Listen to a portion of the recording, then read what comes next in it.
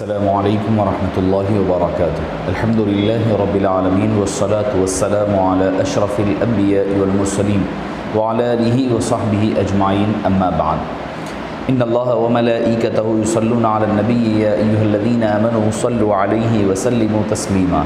اللہم صل وسلم وزد وبارک علی حبیبک سیدنا ونبینا ومولانا محمد وعلی آلہ وصحبہ اجمعین، وبعد۔ معزز سامعین کرام، شفیق بزرگوں اور عزیز ساتھیوں، ہماری اس گفتگو میں خلاصہ قرآن کریم کے پاروں کے خلاصہ آپ کے سامنے صرف 15 سے 20 منٹ کے درمیان پیش کرنے کی سعادت حاصل کی جائے گی۔ اللہ پاک سے دعا ہے کہ باری تعالی ہمیں اور آپ کو حق بات سننے، سمجھنے اور اس کی عمل کی توفیق نصیب فرمائے، اور قرآن کریم کی تعلیمات پر ہمیں عمل پیرا ہونے کی توفیق نصیب فرمائے۔ معزز سامعین کرام، قرآن کریم اللہ عز و جل کا محتم بالشان اور عظیم الشان کلام پاک ہے، آخری کلام ہے جو آخری نبی سیدنا و نبینا و قدوتنا محمد صلی اللہ علیہ وآلہ وصحبہ وسلم پر نازل کیا گیا، جس کی حفاظت کا اللہ تعالیٰ نے ذمہ لیا ہے، جو تمام کتب کی سردار، تمام کتابوں کی سردار اور تمام کتابوں کی اس کو بنایا گیا۔ اس کے ذریعے سے اللہ تعالیٰ نے اس کا ایک ایک حرف، ایک ایک لفظ، ایک ایک یہاں تک کہ وقف قبیح جو ہے، جہاں پر وقف سختہ کی عالم میں ہو، ہر یعنی وقف لا یجوز تک اللہ نے اس کی حفاظت فرمائی ہے۔ تو آپ اس کی حفاظت کا کس قدر اللہ نے اہتمام فرمایا ہے، اس کا اندازہ لگایا جا سکتا ہے۔ قرآن کریم کے نزول کا مقصد قرآن کریم خود فرماتا ہے، افلا یتدبرون القرآن ام علی قلوب اقفالها، کیا یہ لوگ قرآن کریم کو میں تدبر نہیں کرتے، تفکر نہیں کرتے، کہ غور و فکر نہیں کرتے، صرف پڑھ کر گزر جاتے ہیں؟ ام علی قلوب اقفالها، یا ان کے دلوں پر اللہ تعالیٰ نے ان کے دلوں پر قفل لگا دیا ہے، لاک کر دیا ہے، کہ قرآن کریم کو سمجھنے کی اور اس کو سوچنے سمجھنے کی اور عمل پیرا ہونے سے عاری نظر آتے ہیں۔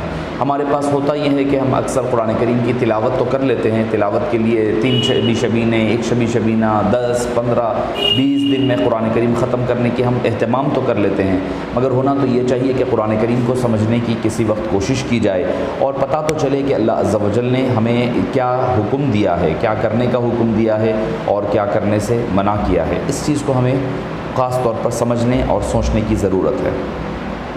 آئیے معزز سامعین کرام، بلا کوئی طویل تمہید کے میں اپنے موضوع کی طرف آتا ہوں۔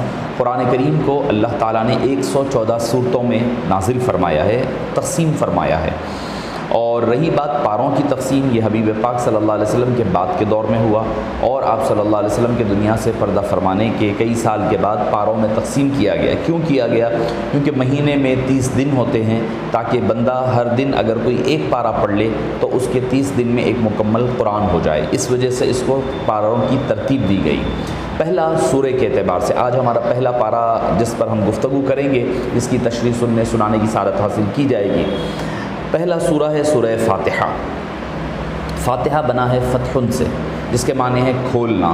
قرآن کریم کا آغاز اس سورے سے ہو رہا ہے اور یہ قرآن کریم کو کھول رہا ہے، اس اعتبار سے اس کو فاتحہ کہا جاتا ہے۔ اس لیے اس سورے کا نام فاتحہ ہے۔ اس کے کئی نام ہیں، اس کے نام ام الکتاب ہے، اس کا نام فاتحۃ الکتاب ہے، خلاصۃ القرآن ہے، ام الکتاب ہے، ام القرآن ہے اور رقیہ ہے۔ کئی اس کے نام امام فخر الدین رازی علیہ الرحمہ اور ابن کثیر علیہ الرحمہ نے اس کے کم و بیش 20 سے 22 نام سورہ فاتحہ کے ذکر فرمائے ہیں۔ دیکھیے، قرآن کریم کا اگر ہم خلاصہ، پوری قرآن کریم کا اگر آپ کہیں کہ ایک لفظ میں، ایک لائن میں آپ کو اگر میں اس کے مضامین کو ذکر کر دوں تو یہ 6 مضامین پر تفصیل ملے گی۔ ایک ملے گا توحید، یعنی اللہ کو ایک جاننا۔ نمبر 2 رسالت، یعنی نبیوں کو ماننا۔ نمبر 3 قیامت، یعنی قیامت کے آنے کا یقین رکھنا۔ نمبر 4 احکام۔ نمبر 5 ماننے والے۔ نمبر 6 نہ ماننے والے۔ قرآن کریم یہ 6 چیزوں پر مشتمل ہے: توحید، رسالت، احکام، قیامت، احکام، ماننے والے، نہیں ماننے والے، یعنی مومنین اور کافرین۔ اس کا ذکر ہمیں پورے قرآن کریم میں پھیلا ہوا تفصیل کے ساتھ ملے گا، اور ان 6 مضامین کو اللہ تعالیٰ نے قرآن کریم میں سورہ فاتحہ میں جمع فرما دیا ہے۔ پورے قرآن کریم کا لب لباب جو ہے وہ انڈیکس ہے، کیسے؟ الحمدللہ رب العالمین الرحمن الرحیم، یہ دو چیزوں کو توحید میں ذکر فرمایا، مالک یوم الدین کو قیامت میں ذکر فرمایا، قیامت کے ذکر میں، ایاک نعبد و ایاک نستعین یہ احکام میں ملے گا، صراط الذین انعمت علیہم یہ آپ کو رسالت میں ملے گا اور ماننے والوں میں ملے گا، پھر غیر المغضوب علیہم ولا الضالین یہ نہ ماننے والے اور کافروں کا ذکر ملے گا، یعنی ماننے والوں کے لیے ایک ہی قسم میں لفظ انعمت علیہم لایا گیا اور نہ ماننے والوں کے لیے دو الگ الگ لفظ لائے گئے، مغضوب آیا، ضال آیا، یعنی مغضوب جو شخص ضد، انا، تکبر اور انانیت کی وجہ سے جو نہ مانے وہ مغضوب کہلایا جاتا ہے، جیسے یہود ہے اور کئی اور دوسرے لوگ ہیں، اور جو لا علمی کی وجہ سے، نہ ماننے کی، نہ سمجھنے کی وجہ سے اگر کوئی گمراہ ہو جاتا ہے تو ان کو ضال کہا جاتا ہے، اور ان کے لیے اللہ تعالیٰ نے نصارہ کا لفظ استعمال فرمایا۔ اور اس آیت کریمہ کے اس سورہ کے بارے میں ملتا ہے ہمیں کہ اللہ تعالیٰ نے حدیث قدسی میں فرمایا ہے، قسمت الصلاۃ بینی و بین عبدی نصفین، میں نے اپنی اس صلاۃ کو یعنی سورہ فاتحہ کو دو حصوں میں بانٹ دیا ہے، نصف لی و نصف لعبدی، میں نے آدھا اپنے لیے رکھ لیا ہے، آدھا اپنے بندے کے لیے رکھ دیا، یعنی الحمدللہ رب العالمین الرحمن الرحیم مالک یوم الدین یہ اللہ نے اپنے لیے رکھ لیا ہے، صراط الذین انعمت علیہم غیر المغضوب علیہم ولا اہدنا الصراط المستقیم صراط الذین انعمت علیہم غیر المغضوب علیہم ولا الضالین، یہ تین آیتیں بندے کے لیے رکھ دیا ہے، اور ان دونوں کو، عبد کو رب کو جوڑنے والی جو چیز رکھی ہے اللہ تعالیٰ نے وہ ایاک نعبد و ایاک نستعین رکھا ہے، یعنی ہم تجھ سے مانگتے ہیں اور تجھی سے استعانت طلب کرتے ہیں اور تیری ہی عبادت بندگی کیا کرتے ہیں۔ حضرت خواجہ بندہ نواز گیسو دراز بلند پرواز شہباز دکن قدس اللہ سرہ العزیز فرمایا کرتے ہیں، الرحمن الرحیم کی تفسیر میں فرماتے ہیں الرحمن سے مراد اللہ ہے اور الرحیم سے مراد حبیب پاک صلی اللہ علیہ وسلم ہے۔ تفسیر ملتقط میں فرماتے ہیں کہ ہم جو ہے نصل الرب الرحمن، ہم رب رحمان کے تک پہنچے ہیں بواسطتی و وسیلۃ الرحیم نبی الرحیم، یعنی رحیم نبی کے وسیلے سے ہم رحمان خدا تک پہنچے ہیں۔ اس کی دلیل کیا دیتے ہیں؟ سورہ توبہ کی آخری آیت لاتے ہیں کہ لقد جاءکم رسول من انفسکم عزیز علیہ ما عنتم حریص علیکم بالمؤمنین رؤوف الرحیم، کہ ہم نے رؤوف اور رحیم نبی پاک کے القاب ہیں، تو فرماتے ہیں الرحمن الرحیم میں جو رحیم لفظ آیا ہے وہ حبیب پاک کی صفت ہے، حبیب پاک کے لیے استعمال ہوا ہے، اور الرحمن وہ اللہ ہی کے لیے ہے۔ معزز سامعین کرام، اہدنا الصراط المستقیم کے 4 طبقات ہیں، انبیاء، صادقین، شہداء، صالحین، من النبیین والصدیقین والشہداء والصالحین۔ اللہ تعالیٰ نے یہ چاروں لوگوں کا ذکر سورہ نساء میں ذکر فرمایا ہے، اور غیر المغضوب علیہم ہم نے جو پچھلی دعا مانگی تھی کہ اے اللہ ان کے راستے پر چلا جن پر تو نے انعام فرمایا ہے، اب یہاں گمراہ اور مغضوب سے بچنے کی درخواست کی جا رہی ہے۔ اے باری تعالیٰ صرف نیکوکاروں کا راستہ مل جانا کافی نہیں ہے، ان کے ساتھ ساتھ ہمیں برے لوگوں کے راستے سے بھی حفاظت فرما، آمین یہ کہا جائے۔ آمین کا مطلب یہ ہے کہ اے اللہ ہماری دعا کو قبول فرما لے۔ اس کے بعد کا سورہ آتا ہے سورہ بقرہ۔ بقرہ کہا جاتا ہے عربی زبان میں گائے کو، چونکہ اس میں ایک گائے کے واقعے کا ذکر آیا ہے، اس کا ذکر میں آگے چل کر کے آپ کے گوش و گزار کروں گا، اس وجہ سے سورہ کا نام البقرہ ہے۔ سورہ کا آغاز ہوتا ہے حروف مقطعات سے، الف لام میم۔ الف لام میم حروف مقطعات ہے، مقطعات بنا ہے قطعن سے، قطعن کی مشتق ہے جس کا معنی ہے کاٹنا، چونکہ ان میں ہر حرف کو الگ الگ کاٹ کر پڑھا جاتا ہے، کاٹ کر کے ذکر کیا جاتا ہے، اسی لیے اس کو مقطعات کہا جاتا ہے۔ اس کا علم اللہ اور اللہ کے حبیب ہی کو ہے، اللہ اور اللہ کے رسول کو اس کا صحیح علم ہے۔ بعض مفسرین نے فرمایا ہے یہ کوڈ ورڈز ہے، اللہ اور اللہ کے حبیب کے درمیان یہ راز ہیں جو اللہ تعالیٰ اپنے حبیب پاک سے ذکر فرماتا ہے۔ بعض نے کہا کہ یہ عرب کا مشہور طریقہ کار تھا ذکر کرنے کا، کہ عرب میں یہ معروف طریقہ کار تھا، وہ ذکر کرتے تھے کہ کوئی بات کا بہت اہم بات ہوتی تو اس کا آغاز اس طریقے کے الفاظ کے ذریعے سے کیا جاتا تھا۔ معزز سامعین کرام، اس میں اہل ایمان کا ذکر کیا جا رہا ہے، ان کے اوصاف بیان کیے جا رہے ہیں۔ الذین یؤمنون بالغیب، جو ایمان غیب پر ایمان لاتے ہیں، ویقیمون الصلاۃ، اور نماز قائم کرتے ہیں، ویؤتون ومما رزقناہم ینفقون، اور ہم نے جو کچھ انہیں دیا ہے وہ اللہ کے راہ میں خرچ کرتے ہیں۔ اہل ایمان کی یہ صفات ہے۔ غیب پر ایمان لانا، نماز کو قائم کرنا، اور جو کچھ اللہ نے انہیں دیا ہے وہ لوگوں کے ساتھ شیئر کرتے ہیں۔ غیب یعنی جنت ہے، دوزخ ہے، خود اللہ ہے وغیرہ ہے، جن کی حکمت وہ نہیں سمجھ سکتے مگر ان پر پھر بھی ایمان لاتے ہیں، نماز قائم کرتے ہیں، زکوٰۃ و صدقات ادا کرتے ہیں۔ پھر آگے کی آیت میں فرمایا الذین یؤمنون بما انزل الیک وما انزل من قبلک، پہلے آنے والی کتابوں پر بھی ایمان لاتے ہیں، بعد والی کتابوں پر بھی وہ ایمان رکھتے ہیں۔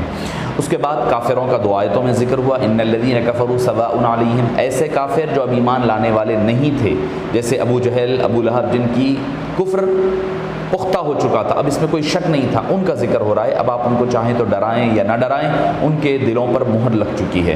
اس کے بعد منافقین کا ذکر ہو رہا ہے کہ وہ ایمان لانے کا دعویٰ تو کرتے ہیں مگر وہ لوگوں کو دھوکہ دیا کرتے ہیں۔ وَمِنَ النَّاسِ مَن يَقُولُ آمَنَّا بِاللَّهِ وَبِالْيَوْمِ الْآخِرِ وَمَا هُمْ بِمُؤْمِنِينَ، وہ لوگوں کو دھوکہ دیتے ہیں، ایمان کا دعویٰ کرتے ہیں مگر وہ حقیقت میں ایمان سے عاری ہے۔ وہ ہمیشہ کوشش یہ کرتے ہیں کہ مسلمانوں کے ساتھ ٹھٹا مذاق کریں، دھوکہ دینے کی کوشش کریں، ادھر آتے تو کہتے کہ ادھر ایمان لائے، جب ادھر چلے جاتے تو ادھر کہتے ہیں کہ ہم تمہارے ساتھ ہیں۔ پھر اس کے بعد انسانیت کی پیدائش کا ذکر ہوا، یا ایھا الناس اعبدوا ربکم الذی خلقکم من نفس واحدہ، اللہ تعالیٰ نے اپنی من انفسکم فرمایا کہ اللہ نے انسان کو پیدا فرمایا، اس کی تخلیق کا پانی سے پیدا، وانزل من السماء ماء، پانی کے اتارے جانے کا، انسان کی غذا کا وغیرہ کا سارا ذکر ہمیں قرآن کریم میں اسی سورے میں دوسرے میں ملتا ہے۔ اس کے بعد حضرت آدم علیہ السلام کی خلافت کا ذکر ملتا ہے کہ ہم نے آدم علیہ السلام کو منصب خلافت عطا فرمایا، اس پر اللہ تعالیٰ نے ان کو پھر فرشتوں کے ذریعے سے ان کو سجدہ فرمایا۔ اس کے بعد اللہ تعالیٰ نے بنی اسرائیل پر اپنی کیے جانے والی نعمتوں کا ذکر کیا۔ بنی اسرائیل میں کثرت سے انبیاء مبعوث ہوئے، ان کو دنیاوی خوشحالی دی، فرعون جیسے ظالم سے ان کو نجات عطا فرمائی، اس لیے اس کے علاوہ ان کے لیے وادی سینا میں آسمان سے من و سلوہ نازل فرمایا، سائے کے لیے بادلوں کا انتظام فرمایا، پتھر سے پانی کے 12 چشمے نازل فرمائے۔ اس کے باوجود وہ انعامات خداوندی کی ناشکری کرنے لگے۔ اللہ تعالیٰ نے ان سے وہ جو تاج امامت تھا، تاج شرافت تھا، تاج فضیلت تھا، وہ ان سے چھین کر کے نصارہ عیسائیوں کو عطا فرمایا، پھر ان سے لے کر کے مسلمانوں کو عطا فرمایا گیا۔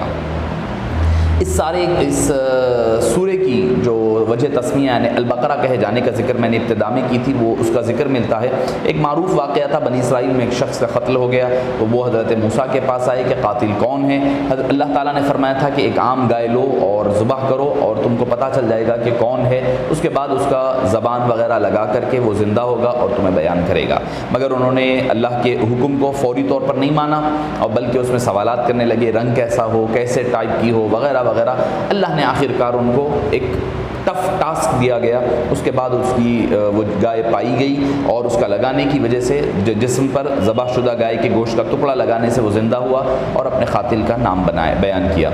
تو قاتل گائے کے ذبح کرنے کی وجہ کیا تھی؟ اس لیے تھی کہ وہ ان کے نزدیک وہ زندگی یعنی حیات بعد الموت یعنی دوبارہ زندہ کیے جانے کے وہ منکر تھے وہ گروہ، تو اس کے لیے اللہ تعالیٰ نے ان کو یہاں پر ان کی سامنے مردے کو زندہ کر کر کے بتایا کہ کس طرح اللہ تعالیٰ مردوں کو زندہ فرماتا ہے۔ ہاروت اور ماروت کا واقعہ ملے گا کہ یہ دو فرشتے تھے، اللہ تعالیٰ نے انہیں جادو اور سحر کی تعلیم دے کر کے بابل کے مقام پر اتارا۔ یہ ایک آزمائش تھی کہ کون جان بوجھ کر کفر اختیار کرتا ہے، اور اس لیے بھی کہ اللہ تعالیٰ نے کی وحی اور جادو میں فرق کر سکیں کہ جادو کیا چیز ہوتی ہے اور وحی کیا چیز ہوتی ہے۔ اس کے بعد یہودیوں کی شرارت جو آپ صلی اللہ علیہ وسلم کی شان میں گستاخی کرنے کے ذریعے سے کیا کرتے تھے، اللہ تعالیٰ نے ان کا رد فرمایا، یا ایھا الذین آمنوا لا تقولوا راعینا وقولوا انظرنا واسمعوا۔ وہ آ کر راعینا کھینچ کر پڑھا کرتے تھے، آپ صلی اللہ علیہ وسلم کی بے ادبی کیا کرتے تھے۔ اللہ تعالیٰ نے مومنین کو فرمایا کہ تم یہ لفظ بھی استعمال مت کرنا، تم یہ لفظ بھی نہیں بولنا، راعینا کا لفظ بھی مت کرو، بلکہ انظرنا کہا کرو، اے یا رسول اللہ ہم پر نظر کرم فرمائیے، بلکہ اس کی ضرورت ہی پیش نہ آئے۔ جب حبیب پاک کی بارگاہ میں بیٹھو تو غور سے سنا کرو، غور سے سنا کرو، دوبارہ کہنے کی ضرورت ہی پیش نہ آئے۔ اگر آئندہ اس طریقے کا کوئی آدمی عمل کرے گا تو ان کو کافر بنا دیا جائے گا۔ اس کی وعید اسی آیت کریمہ میں پہلے پارے میں ملتی ہے۔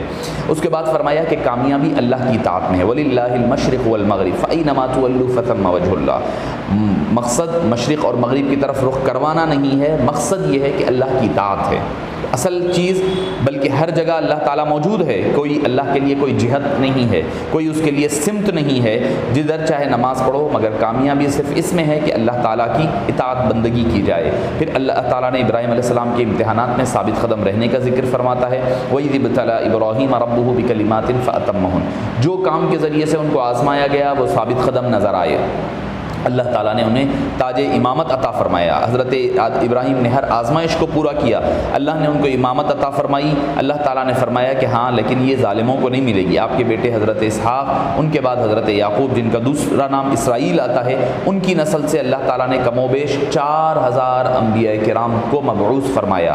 یہاں ایک غلط فہمی کو دور کر دیا جاتا ہے، ابراہیم علیہ السلام کے دوسرے بیٹے حضرت اسماعیل علیہ السلام کی نسل اہل عرب سے نبی آخر الزماں صلی اللہ علیہ وسلم کو مبعوث فرمایا، چونکہ یہ حضرت ابراہیم علیہ السلام کی دعا کا ثمرہ تھا اور ان کی دعا کا اثر تھا۔ انہوں نے کہا تھا کہ اے باری تعالیٰ ملت ابراہیم کی اطاعت اور اتباع مجھے عطا فرما، اور اس کے بعد پھر آپ صلی اللہ علیہ وسلم حضرت کعبے کی تعمیر کا آغاز، بنیادیں رکھنے کا، اور پھر مقام ابراہیم پر ٹھہر کر حضور اکرم صلی اللہ علیہ وسلم کے لیے کی جانے والی دعا ربنا وبعث فیہم رسولا، اس کا ذکر ہمیں ملتا ہے۔ پھر اشارتاً آپ صلی اللہ علیہ وسلم کے والدین کے اہل ایمان ہونے کا ذکر ملتا ہے، ربنا وجعلنا مسلمین لک ومن ذریتنا امۃ مسلمۃ لک، یہ دعا پھر آگے ربنا وبعث جب یہ جوڑ لیں حضرت ابراہیم سے لے کر آپ صلی اللہ علیہ وسلم تک جتنے احباب جتنے حضرات ہیں وہ سارے اہل ایمان ہونا اس سے دلیل ملا کرتی ہے۔ پھر اس کے بعد صحابہ کرام کے ایمان کا معیار بتایا جا رہا ہے۔ اللہ تعالیٰ نے فرمایا کہ فَإِنْ آمَنُوا بِمِثْلِ مَا آمَنْتُمْ بِهِ فَقَدِ اهْتَدَوْا، اگر یہود کی طرح ایمان لے آئے، جس طرح آپ صلی اللہ علیہ وسلم کی تیار کردہ جماعت صحابہ ایمان لے آئے، یہود کہتے تھے کہ بھئی ہماری طرح ایمان لاؤ، بلکہ اللہ نے فرمایا تمہارے نزدیک جو معیار ہے، جو ہم نے معیار رکھا ہے، وہ صحابہ کرام ہے، ان کی طرح ایمان لاؤ صحابہ اور اہل بیت، چونکہ اہل بیت بھی ہے، صحابہ بھی ہیں، صحابہ کرام تنہا صحابہ ہیں، اہل بیت اطہار بھی اس میں شامل ہیں۔ تو فرمایا کہ ایمان کی کسوٹی اور معیار کیا رکھا گیا؟ ایمان کی کسوٹی اور معیار یہ رکھا گیا کہ تم ایمان لاؤ ایسے جیسے صحابہ کرام نے ایمان لایا ہے۔ یہاں پر پہلے پارے کا اختتام عمل میں آتا ہے۔ اللہ پاک سے دعا ہے کہ باری تعالیٰ ہمیں اور آپ کو قرآن کریم سیکھنے، سمجھنے، عمل کرنے کی توفیق نصیب فرمائے۔ السلام علیکم ورحمۃ اللہ وبرکاتہ۔